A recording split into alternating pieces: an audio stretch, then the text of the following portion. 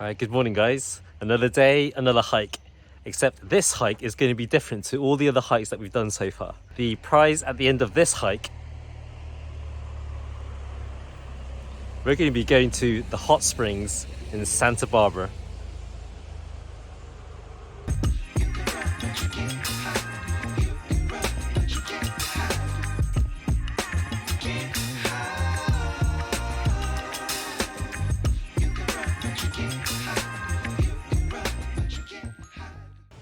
Alright guys, so we've just started at the trailhead.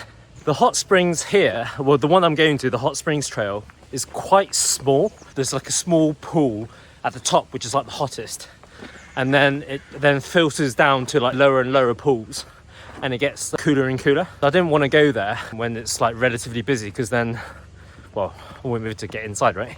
There's actually some light rain at the moment. It's a bit cloudy, so I'm kind of hoping, because it's been quite muddy and maybe a little bit groggy, that might deter some other visitors into hot springs. So hopefully we can get the hot springs all to ourselves.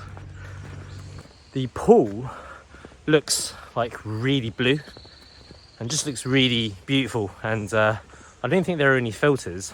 It looked really impressive, so very keen to see what it looks like.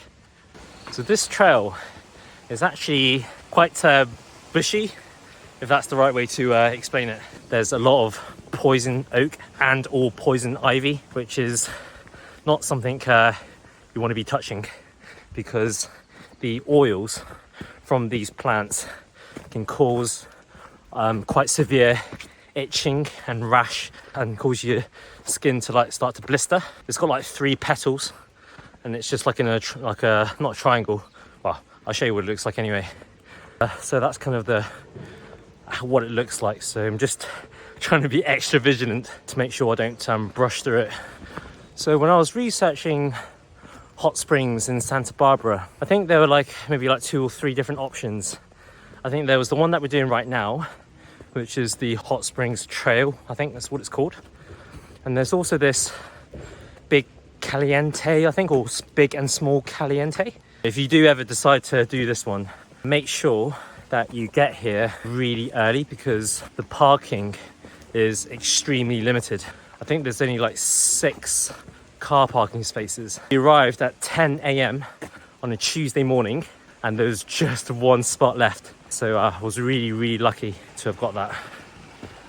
All right guys, we made it.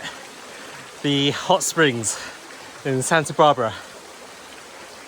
So there's actually a few different layers. There's already quite a few people up there, some of whom are actually bathing completely naked. We went further down because obviously it was busy and also it's quite hot. So I'm planning on having this little baby all to myself. Seems a bit lukewarm, but I'm gonna see what it's like.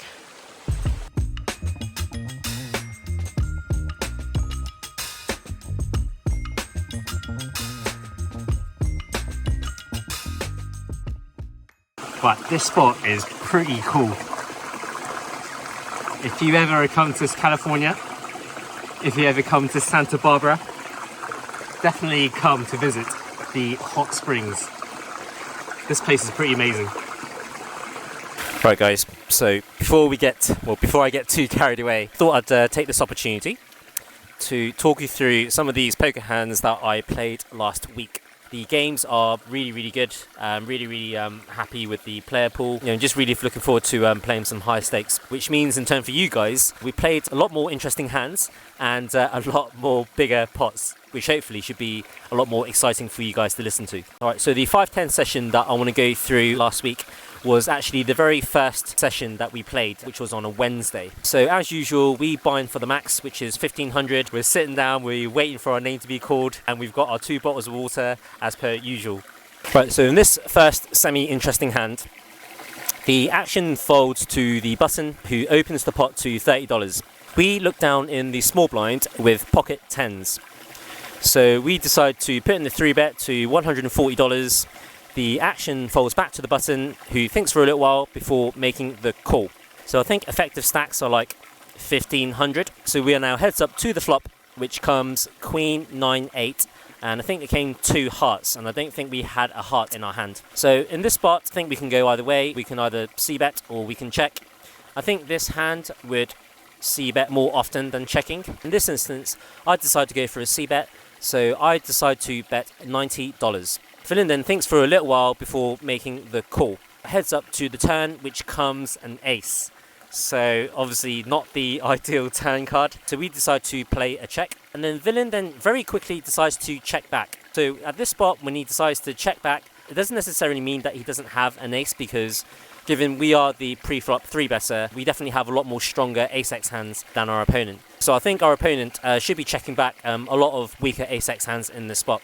With that in mind, we are off to the river card, and the river just comes like another brick. I don't think it makes too much sense to be leading on this river card, because we don't really have that many bluffs on an ace queen high type board. I guess like the only hand that we would be bluffing here would be like king jack if we were looking to get heroed by like some sort of pocket pair. I think a check is the best play here. So we decide to check the river, and then Villain then goes into the tank, and then he decides to slide in a small bet of just $125. My first reaction to this sizing is really, really annoying. Saying that is really, really annoying is actually a compliment, because it's actually a really tough spot, because it's actually a really good bet sizing. I think this is a really good sizing to choose with his value hands, i.e. his ace-x hands, and also with his bluffs. I don't think this is a spot where he needs to really bet too big here. So we are now put into the blender here, even just facing like a 25% pot bet. We can go either way here. However, in this instance, we decided to make the call, and then Villain shows ace-7 of hearts for the turned top pair. I really like the way Villain played this hand. Yeah, nice hand, sir, and we're going to be losing this hand. Okay, so on to the next interesting hand. And I think this next hand was actually the biggest pot that we played of the night. So in this hand, I think there was like an early position limp, and we looked down in early position as well with pocket queens. So we make it $40 to go, and then I think there is a call from late position before the action then falls to the small blind, who then puts in a squeeze to $160. Effective stacks, again, I think are about 1.6, 1.7k. So in this spot, I think we can go either way here again, as with the previous hand. I know it seems like we can go either way with a lot of hands, but unfortunately in poker, there are actually a lot of spots where you can go either way. And the reason is because the spot is just quite close. The decision tree is often quite complicated when you get to marginal spots, which is why it's never really a clear-cut solution. There's always like a lot of grey area where you should sometimes be going one route, but then sometimes be going in a different route. So in this instance, I chose not to 4-bet with queens, and instead I decided to continue with a call. The other player in the hand makes the fold, so we are now heads up to the flop. And the flop comes 8-7-3. I think it came like a flush draw as well on board. Actions on the small blind, or the pre-flop 3-better, and he decides to put in quite a sizable c-bet. He bets $225. Now, in this spot, facing this kind of sizing, I think a hand which kind of is quite vulnerable, that kind of needs a bit more protection, like tens or jacks, kind of makes the most sense to me. And these are the hands that we beat. On one side of the argument, I think a hand like kings or aces wouldn't make as much sense, given that these hands require a lot less protection. But then having said that, on the other side of the coin, it does make sense for a hand like kings or aces to size up to maximize value and maximize their chances of stacking hands like queens or jacks, or maybe even tens that we could easily have in this spot. With this in mind, and given stack sizes, we got position, and I just don't think we can fold queens just yet to this c-bet. After thinking this through, we decide to make the call. We are now off to the turn card, which comes another brick.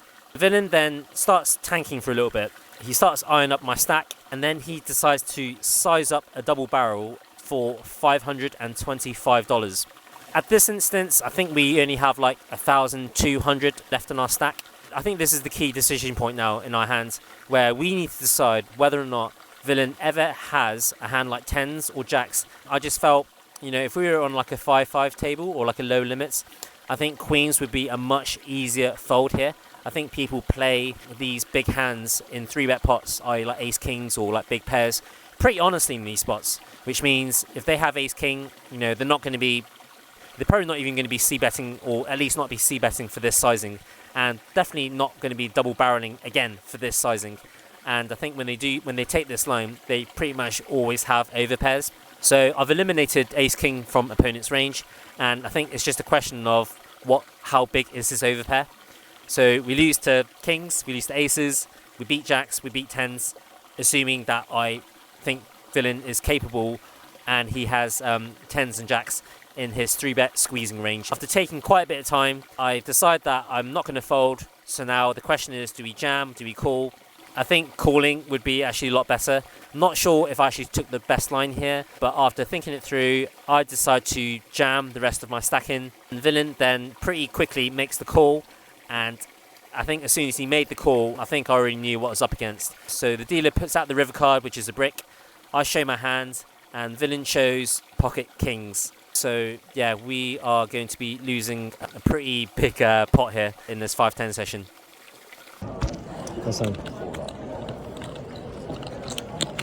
Right, so shortly after that disastrous hand, we reload our stack, and I think just a few orbits later, we come across this hand.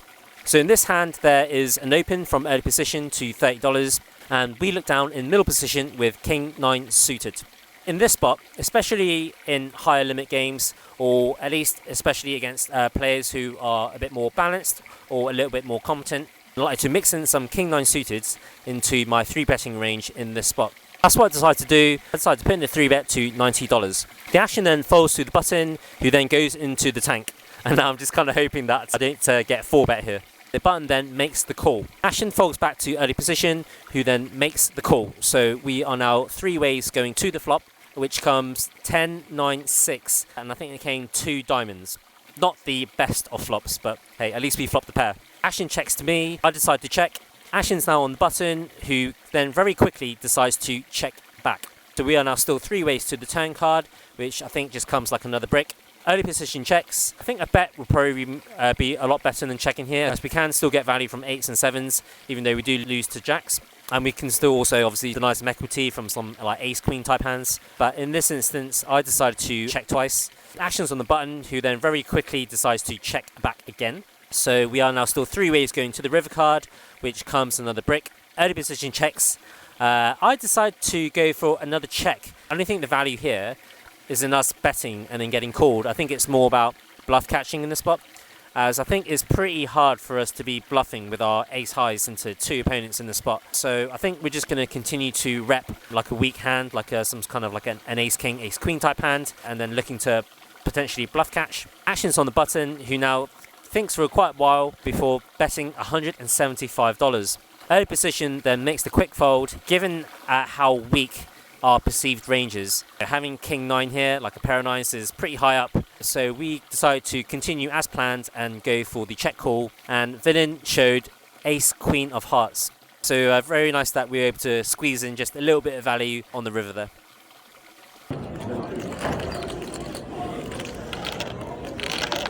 Right, so on to the next interesting hand. There is an open from under the gun to $35. And I think there is then 3 callers behind him. The button also calls. And then I look down in the small blind with ace 6 of spades. Suited aces have a lot of value in multi-way pots, especially when you're deep stacked, even though we are out of position. So we decide to make the call from the small blind, and then the big blind folds. We are now 5 ways to the flop, which comes queen, 10, 7, 2 spades. So we flop the nut flush draw.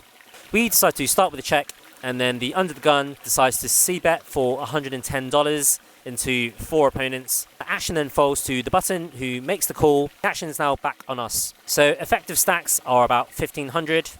And in this spot, we can go either way here between calling and raising. But given that we are multi-way, and I think button can still have like worse flush draws, I wouldn't actually mind just calling here and going multi-way to the turn. We decide to flick in the call, and so we are now 3 ways to the turn card. And the turn comes an offsuit 6. So we now improve to a pair now to go along with our nut flush draw. What's also great about the 6 is that it also completes 9-8 for the straight. And I think these are the types of hands that either the small blind or the button can quite easily have in the spot, and definitely a hand that we can have a lot more of than the under the gun's range. So we decide to check the turn, kind of hoping for under the gun to check back, and that's what he decides to do. Under the gun decides to check, and then the button also decides to check back. We are now off to the river card, and the river comes the deuce of spades. So we now river the nuts. Action's on us, and I think in this spot, I think leading obviously is okay when you have the nuts, but I think in this spot, given we are still multi-way, and I think button can still have a lot of flushes in the spot, I actually preferred going for a check raise here. So we decided to play another check on the river, being very sneaky here, definitely praying for the action to not check through. We do see another bet, but it comes from under the gun, which is kind of not what I expected. Under the gun then bets quite big. He decides to bet $330, I think. Action's on the button, who then makes the quick fold, to my surprise. In this spot, obviously only have one move here, given villain has like 900 to 1,000 left in his stack. We make the pretty standard check jam. Villain goes deep into the tank, and after about a minute or so, he decides to slide in the chips. We show our hand, and of course, it's good. We now get to drag in a nice pot here to recover from the Queen's hand that we lost against Kings earlier in the session. Think for a bomb pot? I'm doing switching. Yeah? Bomb pot, let's go. Yeah? Right, so from one suited ace to another suited ace. In this next hand, action folds to us in early position, and we look down at ace 5 suited. Very, very nice hand to open up here. So we decide to make it $30 to go. Action then folds all the way to the big blind, who has a little peek at his cards, and then he decides to make the call. So we are now heads up to the flop, which comes king, deuce, 6, 2 clubs. So we flop pretty well here with the nut flush draw. Big blind checks to me, and in this spot I think we have a pretty standard C bet. Effective stacks are again about 1,500. We have villain covered in this spot. So we decide to bet $30. Big blind then doesn't really think for too long before making the call. We are now off to the turn card, which comes in offsuit 4. So we now add a gut shot in addition to our nut flush draw. Big blind then checks for a second time, and in this spot, this is a hand that we definitely want to put in a large sizing here. Specifically, I think we want to go for an overbet. So we decide to put in an overbet on the turn card to $145. And to my surprise, villain decides to raise to $325. Now, this is not something you see very often in poker, where you get your overbets raised, because I'm repping either a really strong hand here, like sets plus, or I'm repping exactly like the type of hand that I have. So it's pretty ballsy for opponent to be check raising an overbet here, given the range of hands that I'm representing. Of course, in this spot with our hand class, we definitely continue with this hand. I think given the aforementioned line of logic, I don't think ace 5 suited is a hand that we also want to be like 3-bet jamming the turn here. So having considered all of the above, I decide to continue with a flat call. We are now off to the river card, and I'm kind of praying for some help here. And the river comes another club. So we now river the nuts. Villain then doesn't think for too long before jamming the rest of his stack in. We snap call. I'm kind of expecting to see villain to show a flush here, but villain turns over ace 6 offsuit. Really, really happy to be scooping in yet another massive pot to now actually put us now firmly into the black.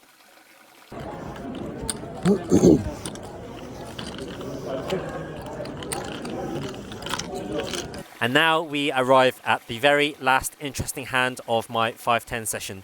In this hand, I think there is an early position limp. Action then folds to the button, who opens the pot to $35, I think, or $35 or $40. And we look down in the small blind with pocket aces. Vamos. So we decide to put in the 3-bet to $160, I think. Action then folds back to the button, who goes into the tank. Villain is now in the tank for like 30 seconds to like a minute. Villain decides to raise. However, he decides to choose a very small sizing. He decides to put in a 4-bet to just $270. So pretty close to just like a min click. I think villain had about $1,300 to start the hand, and we cover. And now I think we are at quite a pivotal spot in this hand. So I think the decision tree here spans quite considerably, as I think we have quite a lot of different options, a lot of different lines that we can take with this hand. Option 1 is we can just call here. Option 2, we can click it back with a 5-bet. The third option is we can just jam all in. I have been playing with this villain for like most of this session, to be fair. I think I've been playing with him for about nearly 6 hours at this stage, and this is the very first 4-bet I've seen him make. I don't think I perceive him to perceive us to be quite weak here. So this 4-bet of his, in my eyes, looks pretty strong here. After going into the tank, I decide to jam the rest of my stack in. I slide in all of my $100 chips, and now villain is visibly not that pleased. He's mulling over his options. He's staring me down, and I'm just still as a rock. And then villain grabs a fistful of his $100 chips, and then he decides to make the call. So I immediately show my hand, and villain is obviously not very happy. He splashes his chips. He's very, very upset, obviously, to see what he's up against. And so now we are playing a near 3k pot with the nuts, and I'm praying with every cell in my body to just please hold. So kind of hoping to not see any kings or queens on the board here. The dealer runs the board. Unfortunately for us, it's all clean. The only thing I'm waiting for now is for villain to muck his cards, which he does do. So now we get to drag in another huge pot here to end our 5-10 session.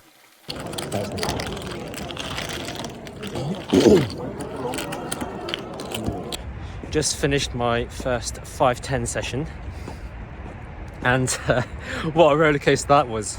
The session started off quite bad, actually, not like horrific. We were pretty much losing like nearly every single hand, and then we played the queens hand where we ran into kings, so we lost that massive hand, and we were on the cusp of booking like a massive loss. I think we were sitting on a near 3.5k loss at this stage. So yeah, I wasn't feeling great, and then we managed to grind it back up from like a 3.5k deficit to being up, I think, like 1.1k. So what a relief. We're going to be playing 2 weeks of 5-10, so hopefully much more of the same, onwards and upwards. See you later.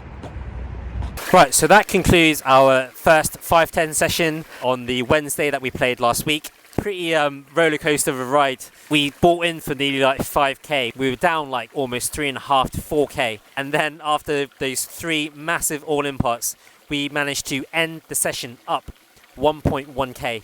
So yeah, massive roller coaster, but it's kind of to be expected given we're playing higher stakes. As a summary for the week, we managed to crush the games this week, and we managed to end the week up over $6,000. So very, very pleased with the sessions that I played last week. Let's just hope that I can continue crushing the 5-10 games and end my poker journey on a massive bang. Right, so we've just finished the Hot Springs. This place is I know I've said this a lot, but this place is amazing. I always say this place is like a bit of a hidden gem. It's quite secluded. It's not that busy. It's just very special and unique, right? Given it's like an actual hot springs. We're going to head back now, I think, to the land of civilization and get some lunch in downtown Santa Barbara. All right, so we've just left the hot springs. So we're just on a pier, and the reason why we're here is because we are going to have lunch at Santa Barbara Shellfish Company. So apparently this place is pretty good for seafood, and it's a pretty nice spot as well. Nice views everywhere, and shame it's still a little bit overcast. Looks like we've just arrived. There we are, Santa Barbara Shellfish Company. So yeah, gonna go inside.